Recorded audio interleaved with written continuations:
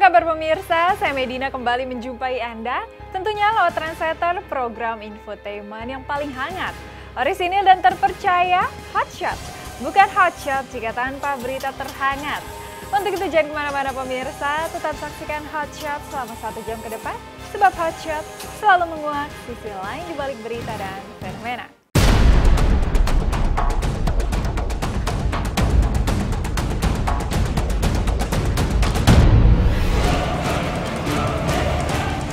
Mata publik tersentak, itulah yang pekan ini mewarnai sosial media di jagat maya yang heboh menyoal kemunculan hijab berlabel halal. Pasalnya jika selama ini sertifikat halal Majelis Ulama Indonesia atau MUI identik dengan makanan, maka kini ketika hijab menggunakan label halal pun sontak membuat mata perhatian publik pun terenyak, menyisakan kontroversi pro dan kontra. Mungkinkah hijab yang selama ini dikenakan oleh banyak muslimah di Indonesia harus menyertakan label halal? Uniknya jawaban yang diurai pihak MUI terkait heboh jilbab halal ini justru mengejutkan. Jadi ada produsen kain datang ke Majelis Ulama Indonesia, dalam ini Majelis Ulama Jawa Barat, untuk mendapatkan sertifikat halal. Nah, memang produsen itu dipakai oleh produsen jilbab. Artinya memiliki sertifikat halal adalah produsen kain sebetulnya. Jadi belum dalam bentuk jilbab. Aku sih ngelihatnya bagus ya. Aku pada saat pertama kali dikasih tahu juga sebetulnya agak kaget dari jadi ada salah satu dari teman aku bilang kaos kaki katanya mau dihalalkan gitu. Hah, kaos kaki gitu kan. Ternyata memang ada bahan-bahan atau material dari tekstil tersebut kalau tidak dicek itu mungkin mengandung bahan-bahan yang tidak halal gitu kan.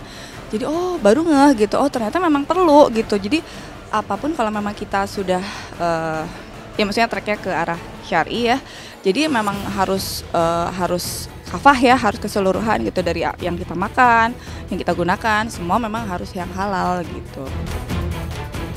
Kita nggak tahu ini hijab halal apa enggak nih, karena apa ya, gimana ya, aku ya berhijab aja, nggak mau lihat halal apa enggaknya, karena kan tujuan kita suci di hijab itu, kita mau menutup aurat gitu kan.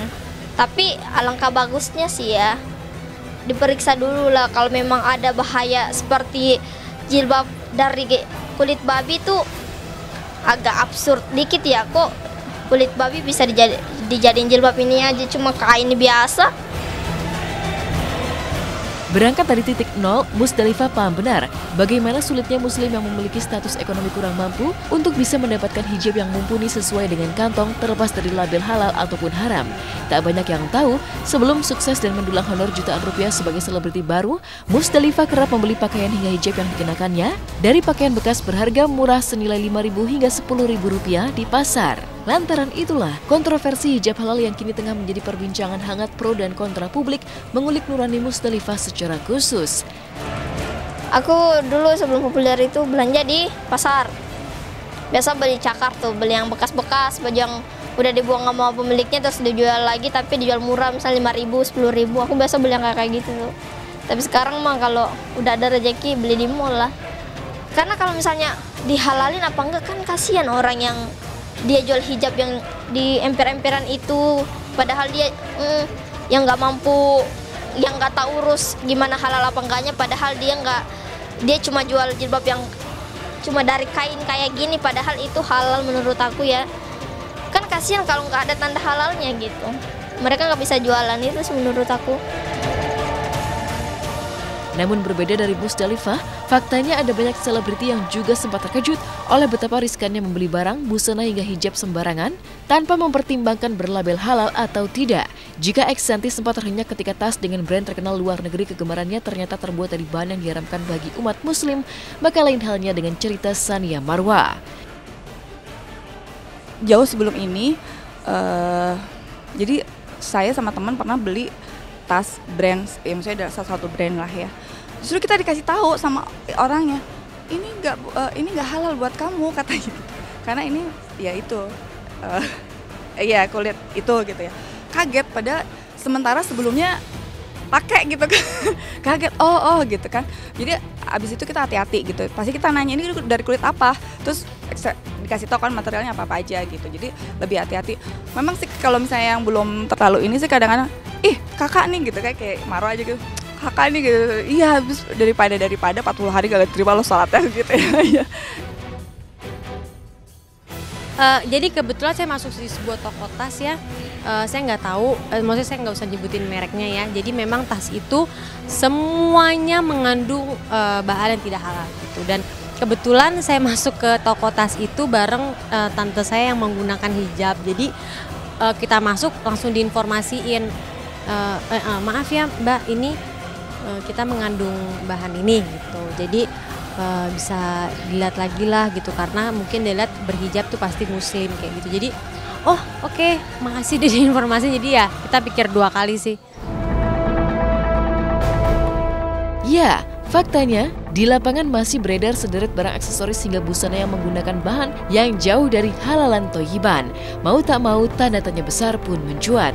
Menilik fakta yang ada, haruskah setiap sendi kehidupan seperti barang, busana hingga hijab menggunakan label sertifikat halal dari MUI?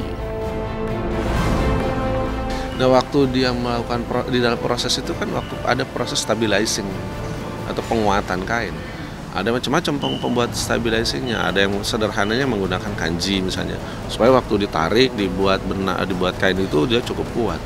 Nah, terakhir setelah dijadikan kain itu kanjinya harus dibuang lagi, ya dioksidasi. Oksidasi bisa dengan kimia atau bisa dengan enzimatik kan. Nah, supaya nah di situ kemudian muncullah masalah.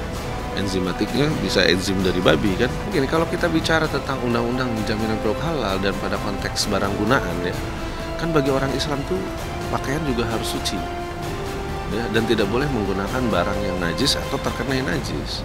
Nah, sementara kita lihat sekarang keran impor dibuka selebar-lebarnya, dan kita harus tahu dan sadar eksportir atau negara-negara pengekspor itu juga mayoritas bukan negara Islam, seperti yang kita sekarang banyak terima dari negara-negara misalnya sebut saja Cina. Ya kan mereka sendiri tidak mengerti konsep halal haram atau konsep suci dan najis di dalam barang gunaan. Dan ini harus kita cermati, karena mereka kalau kita lihat dari sisi juga penggunaannya sangat besar sekali penggunaan babi atau bahan-bahan dari babi untuk industri, dan itu yang harus kita cermati. Sebaiknya memang seperti itu, jadi sumber-sumber bahannya itu jelas. Seperti ini pohonnya bagaimana, pengusahanya dari mana, uang penanaman modalnya uangnya dari mana, uang halal, apa uang yang sifatnya mungkin uang haram. Artinya gini, pengusaha ini dia memang mengkhususkan uangnya ini memang benar-benar uang yang untuk usaha-usaha yang baik-baik gitu loh. Dari sumber uangnya juga harus dipertanyakan. Namun jika nilai segala perbuatan tergantung dari niat, tak pelak lagi-lagi tanda tanya besar pun mencuat. Jika ada jutaan produk juga pedagang di negeri ini, mungkinkah semua harus mengenakan label sertifikat halal MUI? Jawaban yang diurai Ustadz Solmed justru mengejutkan.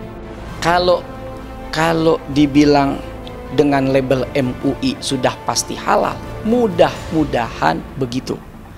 Tapi kita tidak boleh mengatakan produk yang tidak ada label MUI itu haram. Itu nggak boleh. Tukang bakso nggak pakai label MUI loh, dorongin gerobak baksonya.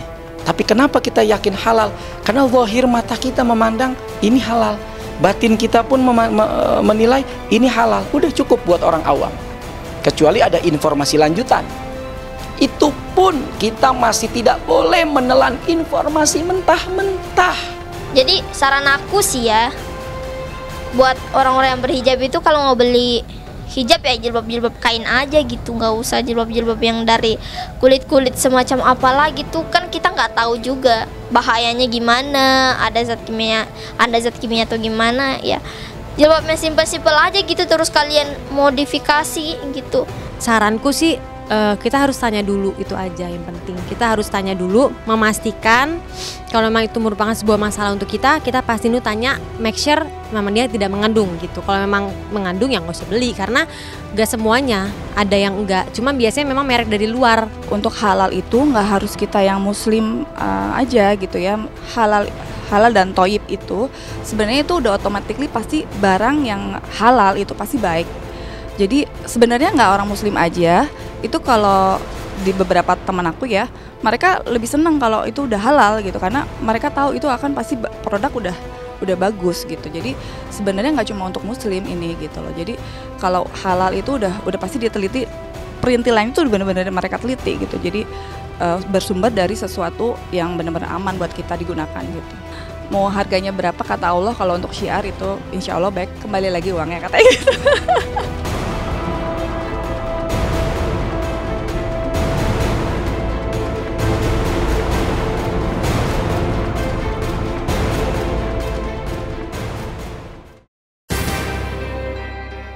Kekompakan 3 komentator di panggung Dangdut Akademi 3, yaitu Ivan Gunawan, Nasar, dan Soimah, melahirkan trio baru bernama Keluarga Gunarso.